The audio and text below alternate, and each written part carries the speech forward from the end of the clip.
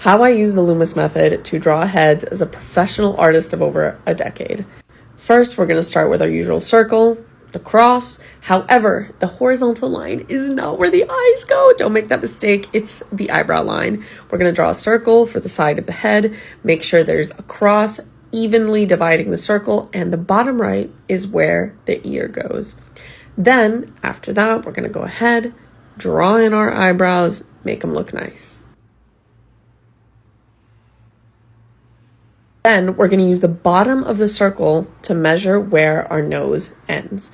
And then the distance between the eyebrows and the nose, the same distance after the nose is going to be where our jawline is. We're going to go ahead and fill in our nose now. And after this, I sometimes like to do like a little half kind of cylinder moment at the top, just to kind of make sure that the nose feels a little bit more 3D and I get the grasp of it. And then, you erase it later if you really want to. Then slightly under the nose is where the mouth is, and this line is also going to tell you where your jaw starts. We go ahead and fill in the eyes, so we got a little bit more soul going on the face. For the sides of the face, I actually like to go from the top of the cheekbones to either side of the chin, and you can make it as wide or as small as you want. So it's pretty easy, or you can go from the top of the circle and make your way down as a curved line. We take the line of the mouth to have our jawline, and then we just kind of fill in the neck everywhere. For the eyes, I'm going to go ahead and just fill them in, okay? This is a very quick tutorial. If we want something in more detail, I can make a separate video. But for now, we're just trying to make this really quick and easy. I was actually going to cut all of this out, but honestly, I know a lot of people actually like to see me drawing in real time. It kind of makes them feel better because, listen, it's not perfect behind the scenes, okay? There's a lot of extra little lines and undos that happen while the drawing is being made. So here you go. Not perfect, lots of mistakes. But after that, we're going to go ahead and use the top of the circle as the hairline. And so this circle divided into 4 is going to be your best friend. It will literally guide you everywhere. And depending on different angles, if we draw it from the front, from the back, this is going to look very different. So maybe we can do that in a different video. But after you draw the hairline, depending on how round you actually made the top of the circle, you're going to have to shave it down because our skull is actually not that round and large. So, but here it is. Of course, it's just a template, so spice it up for different characters.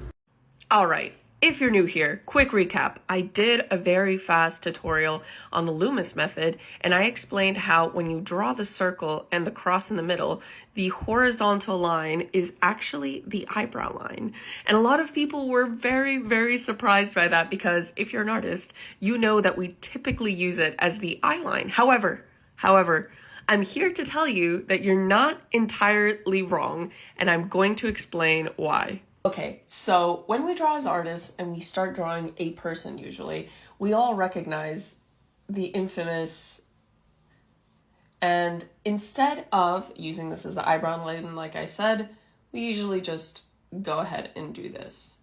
And a lot of people were like, oh, that's why my eyes were always so high. That's always why I barely have any forehead. Or some people would say, oh, well, sometimes I would just be like, oh, my eyes are too high. And then they would subconsciously move it down. And they never connected the fact that this is the eyebrow line. And that's why they always have to move it down. Me included, because I'm actually very ashamed at how long it took me to realize that I was doing it wrong. And I'm going to explain why it's wrong. So the reason it's actually not wrong is because when we do this circle and cross, which by the way got popular in the art community, and I think that most people just use this and don't actually think about what they're doing. And the reason I know we assume we're using the Loomis method is because it's a perfect circle. And the perfect circle in this method is supposed to represent the skull here. And in this circle, you'll see that what's actually in the middle is this eyebrow line here. So when you do this circle, you now see that you have to add this whole area here that no longer encompasses the circle. And so if you instead fill this whole gap in and use an oval instead, what we now see is that the eye is actually the one in the middle.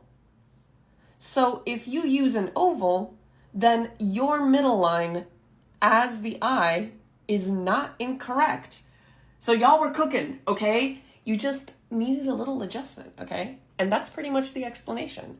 So feel free to still use the middle line as the eyes as long as you understand that there's a difference between using an oval or a circle as your base, and hopefully that helped. I'm back. So I've already done a tutorial on the 3/4 angle Loomis method.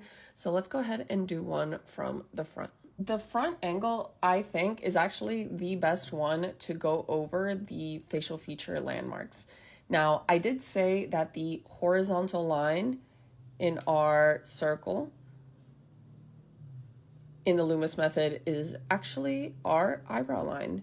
However, I made a follow-up video on how this horizontal line can actually also be your eye line if, instead of starting with a circle, you start with an oval. And the reason that I am mentioning all of this is if you have ever learned the facial landmarks, I think most people learn it with this, which is if you draw your oval, you've got this middle line here dividing your oval in half, and then you have our top, our bottom, and then halfway down is where you have your nose, and then halfway down from that, halfway down from that is where you have your mouth.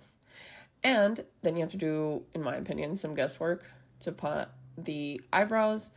And then from there to here is where you have your ears, of course, always from eyebrow to nose. And then another half, we've got the hairline. Now, the reason this one I usually use for like doodles, because after a while you just kind of don't need as many guidelines. You just kind of get used to things. I wouldn't call it like guesswork. You just, that's what experience does. However, I just love the Loomis method because personally I do a lot of dynamic pieces and I'm a perfectionist, and I really, really love it when things look very structured and nice, and I can take the objective structure and then use those lines and bend them. So I don't think that just because you become a more experienced artist means that you just automatically stop using guidelines, and that using guidelines makes you a worse artist. So my advice would be to not think like that. And now for the final demonstration, which I had to speed up because I ranted for way too long, but in the original Loomis method, which I forgot to mention, we have this smaller circle on the side of a larger circle that we actually just chop off because the sides of the skull are flat. And so that is our profile one, which we haven't gotten to yet, but that'll be a next video. And so we draw our main large circle, we start chopping off on the sides to find our smaller circle, and that's the one we use as reference. So our middle line is our eyebrow, the top one the hairline, the bottom the nose, and then we extend it all the way down for a fourth equal part to get our chin. After that, we're going to lower the opacity and start drawing our facial features. We've got the eyebrow, of course, on the eyebrow line, and we're going to use that as reference to start drawing our ear, which goes to the nose line. Now, you see this little dip that the ear has? That is actually where I personally like to draw a line across and use that to split my eye evenly down the middle.